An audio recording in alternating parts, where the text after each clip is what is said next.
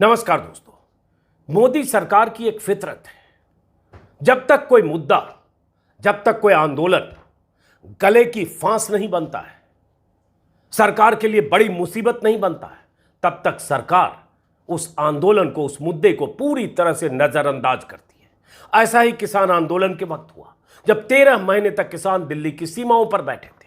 उन्हें मुट्ठी भर किसान कहा गया, उन्हें देशद्रोही कहा गया, उन्हें पाकिस्तानी कहा गया, उन्हें चीनी कहा गया, उन्हें मवाली कहा गया, उन्हें गुंडा कहा गया, उन्हें न जाने क्या क्या कहा गया। लेकिन जब वो आंदोलन मोदी सरकार के गले की फांस बन गया, जब लगा कि यूपी और पंजाब में चुनाव है, उससे पहले किसानों के आंदोलन को खत्म करना है, तब प्रधानमंत्री मोदी ने कहा उनकी तपस्या में कुछ कमी रह गई और उन्होंने कृषि कानूनों को अचानक राष्ट्र के नाम संबोधन करते हुए वापस ले लिया। अब ऐसा लग रहा है सरकार को, बीजेपी नेताओं को, कि पहलवानों का एक आंदोलन जिसे उन्होंने नजरअंदाज किया था, या जिसे उन्होंने मान लिया था कि ये 2-4-5 पहलवान बैठकर भी उनकी सेहत क्या बिगाड़ेंगे, या वो पहलवान इतने ताकतवर प्रधानमंत्री मोदी और उनके सत्ता के सामने क्या चुनौती खड़ी करेंगे, इसलिए उन्होंने कभी ध्यान नहीं दिया। लेकिन अब सरकार को लग रहा है कि पहलवानों का यह आंदोलन अगर खत्म नहीं हुआ, अगर आने वाले दिनों में भी ये पहलवान यूपी, राजस्थान या हरियाणा में पंचायतें करते रहे, अपने आंदोलन को तेज करने के लिए मीटिंगें करते रहे, तो सरकार की मुसीबत बढ़ सकती है। तब सरकार की तरफ से बहुत तेजी से पहल शुरू हुई है। एक मीटिंग जिसकी जानकारी आपको मिली होगी, शनिवार देर रात अमित शाह की तरफ से, अमित शाह से पहलवान और कोच की मुलाकात। वो मीटिंग बेनतीजा रही, मीटिंग गोपनीय हुई थी, सार्वजनिक तौर पर जानकारी लीक हुई सरकार की तरफ से। लेकिन उस मीटिंग में पहलवानों ने यही कहा, ब्रजभूषण शरण सिंह की गिरफ्तारी से कम पर हम मानेंगे नहीं। अमित शाह की तरफ से प्रस्ताव दिया गया था कि हम जल्दी चार्जशीट कर देंगे, पुलिस निष्पक्षता से जांच करेगी, इत्यादि इत्यादि। पहलवान तब भी अपनी मांग पर अड़े थे। नतीजा यह हुआ कि उस मीटिंग से कुछ निकला नहीं। लेकिन कल देर रात 12:47 पर, कहें तो आधी रात को, केंद्रीय खेल मंत्री अनुराग ठाकुर की तरफ से एक ट्वीट किया गया और उस ट्वीट में अनुराग ठाकुर ने खिलाड़ियों को बातचीत के लिए न्योता दिया और सार्वजनिक तौर पर उन्होंने कहा कि सरकार ने खिलाड़ियों को बातचीत के लिए बुलाया है। 12:47 पर केंद्रीय मंत्री का यह ट्वीट करना बहुत मायने रखता है। क्या कहा अनुराग ठाकुर ने, ट्विटर पर स्क्रीनशॉट आप देख पा रहे होंगे। लेकिन उससे पहले अमित शाह ने खिलाड़ियों से बात की। कहा जा रहा है बजरंग पूनिया से बात हुई, साक्षी मलिक से भी बात हुई। अमित शाह ने कहा कि आप खेल मंत्री से मिले और उसके बाद खेल मंत्री की तरफ से 12:47 पर यह ट्वीट किया गया, जो आधी रात। अनुराग ठाकुर ने कहा, the government is willing to have a discussion with the wrestlers on their issues. सरकार पहलवानों से उनके मुद्दे पर बातचीत करने को तैयार है या बातचीत करने के लिए रजामंद है। I have once again invited the wrestlers for the same. मैंने पहलवानों को इसके लिए आमंत्रित किया है, यह खेल मंत्री ने किया। 12:47, टाइम बार बार कर रहा हूं क्योंकि उसके पहले इसकी तैयारी की गई।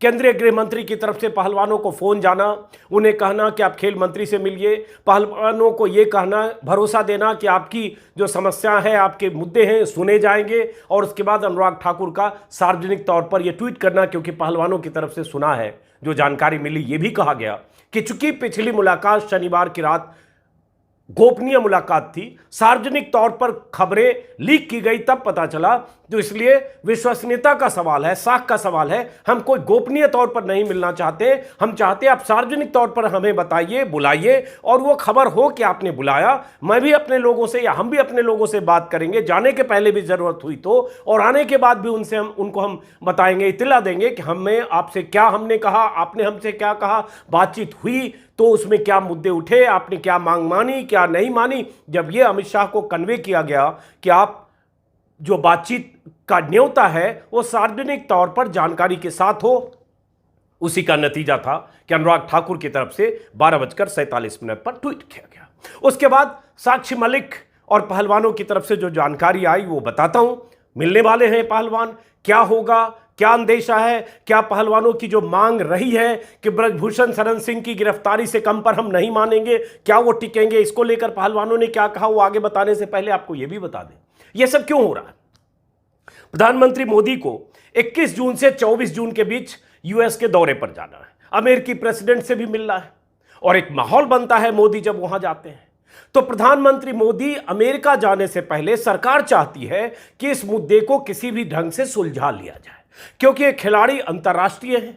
दुनिया के अखबारों में इनके बारे में खबरें छप रही है, इनके विरोध को लेकर और इनके विरोध को कुचलने को लेकर। जंतर मंतर पर जिस ढंग से पुलिसिया बर्ताव हुआ, जिस ढंग से इन्हें घसीटा गया, वो तस्वीरें न्यूयॉर्क टाइम्स से लेकर वाशिंगटन पोस्ट में भी छप रही है, अमेरिकी अखबारों में भी छप रही है, और लगातार लोकतंत्र में अभिव्यक्ति की आजादी को लेकर अमेरिका के अखबारों में भी खबरें छप रही।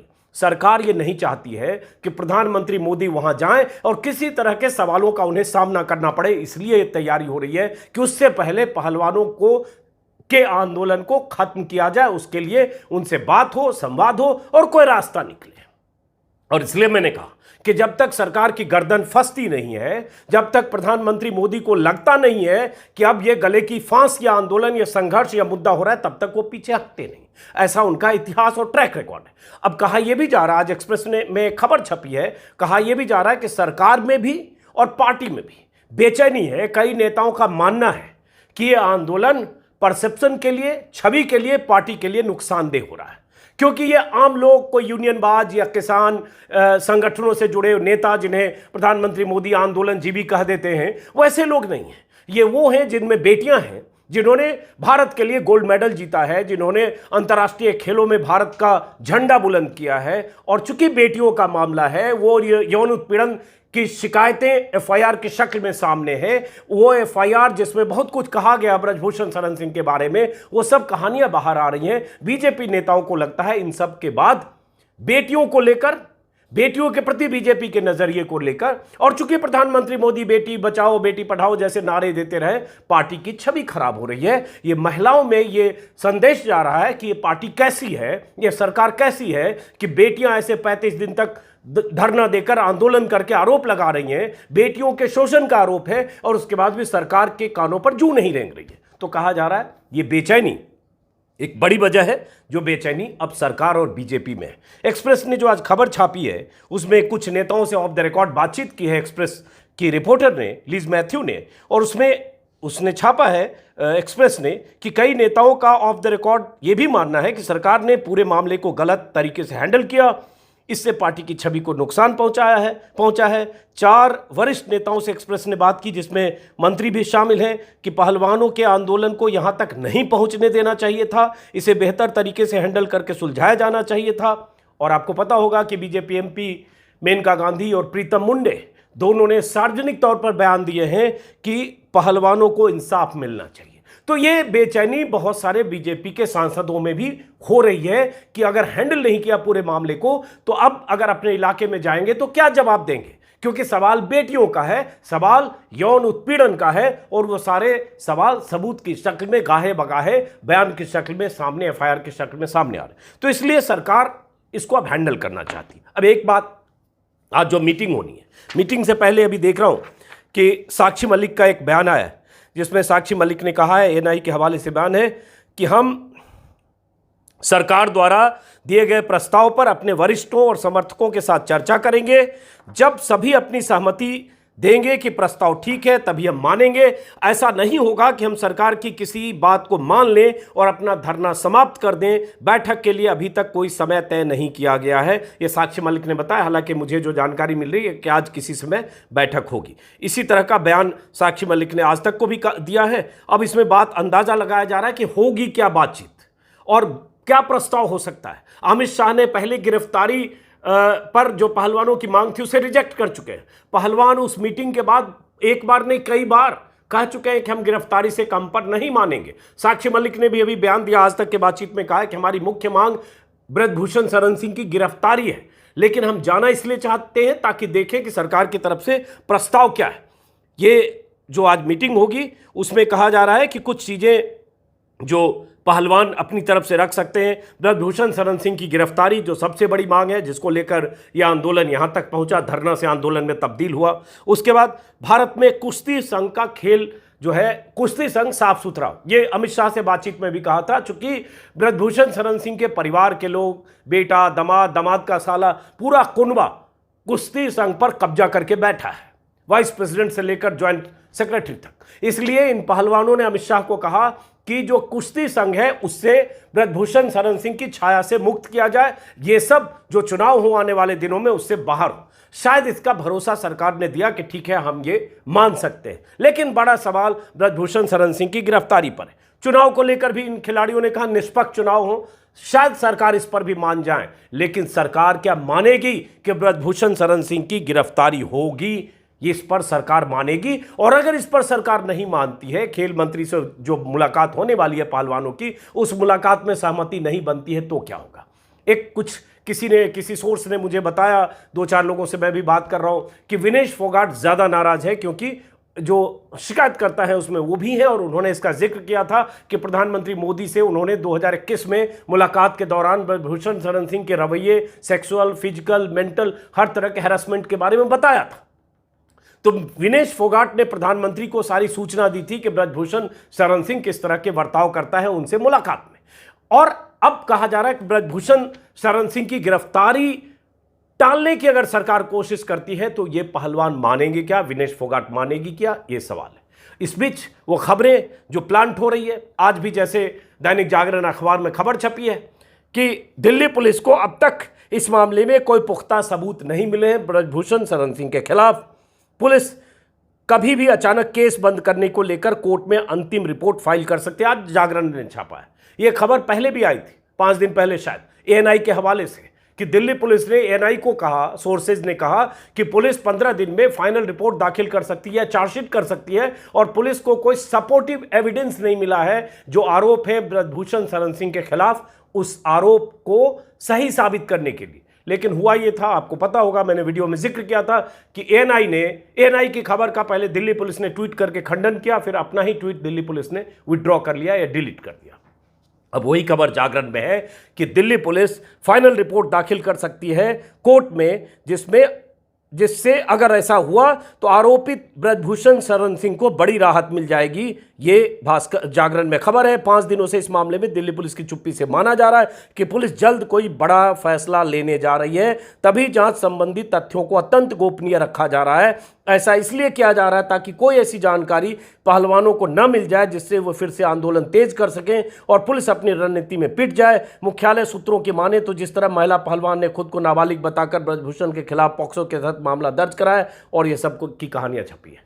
अब वो बालिग और नाबालिग का विवाद लगातार चल रहा है, लेकिन उसके बीच एक खबर आई एक्सप्रेस में, जो कल मैंने बताया कि पॉक्सो की धारा तब लगी जब 17 साल के एक नाबालिग ने युद्ध उत्पीड़न का आरोप लगाया था, 164 में मजिस्ट्रेट के सामने बयान दिया था, लेकिन उसका दोबारा मजिस्ट्रेट के सामने बयान हुआ और उसने आरोप वापस लिए। यहां एक कानूनी पेचीदगी है। कुछ लोगों का कहना है कि आरोप वापस लेने का बयान उसने जरूर 164 में दोबारा मजिस्ट्रेट के सामने दिया, लेकिन यह फैसला जज और मजिस्ट्रेट को करना है, क्योंकि धारा पॉक्सो की है। यह भी जांचना होगा मजिस्ट्रेट को या न्यायालय को, यह भी देखना होगा कि कहीं दबाव में तो वो लड़की वापस नहीं ले रही है बयान, क्योंकि नाबालिग है। बहुत तरह के दबाव बनाए जा रहे हैं ब्रजभूषण शरण सिंह की तरफ से या सरकार की तरफ से या बीजेपी की तरफ से, जिसकी भी तरफ से, तो कहीं दबाव में तो वापस नहीं ले रही है वो लड़की अपने बयान। ये सब भी अभी पता चल रहा है कोर्ट का रुख क्या है। लेकिन इन सब के बीच सरकार को चिंता, बीजेपी को चिंता, हरियाणा में अगले साल चुनाव है, राजस्थान में चुनाव है। जिस ढंग से ये पहलवान यूपी हरियाणा के बाद राजस्थान में महापंचायत करने की तैयारी कर रहे हैं, और हो सकता है अगर आज सरकार से समझौता वार्ता ना हो, समझौता वार्ता मतलब ये नहीं कि कोई बीच का रास्ता, अभी तक पहलवान बीच के रास्ते की बात नहीं कर रहे हैं। पहलवान बार बार ब्रजभूषण शरण सिंह की गिरफ्तारी की मांग कर रहे हैं। सरकार की तरफ से फिलर दिया जा रहा है हम जल्दी चार्जशीट दाखिल करेंगे, तो चार्जशीट तो कमजोर भी हो सकती है। पॉक्सो में अगर उस लड़की ने 164 में बयान देकर आरोप वापस ले लिया, कुछ बालिग नाबालिग का कुछ पेच हो जाए या कुछ ऐसी चीज हो जाए, या कहे कि सब्सटेंशियल एविडेंस नहीं मिले, जैसी खबर आई कि परसों दिल्ली पुलिस गोंडा गई ब्रजभूषण शरण सिंह के गांव, उनके घर पर, और वहां 12 से 15 उनके कर्मचारियों का बयान लिया, ड्राइवर से लेकर उनके साथ चलने वाले लोग और जो भी उनके साथ सुरक्षा में चलते होंगे उनके स्टाफ कर्मचारी। जाहिर है वो कर्मचारी, वो स्टाफ, ड्राइवर ब्रजभूषण शरण सिंह के चाल चलन या उनके रवैये पर उनके खिलाफ गवाही नहीं दे सकते।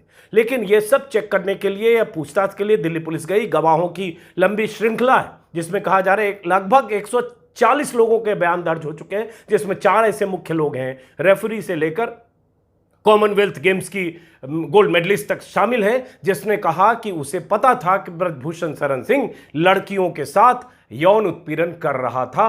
उसका जिक्र मैं बार बार कर चुका हूं, जिसमें रेफरी भी है, कोच भी है, गोल्ड मेडलिस्ट लड़की भी है।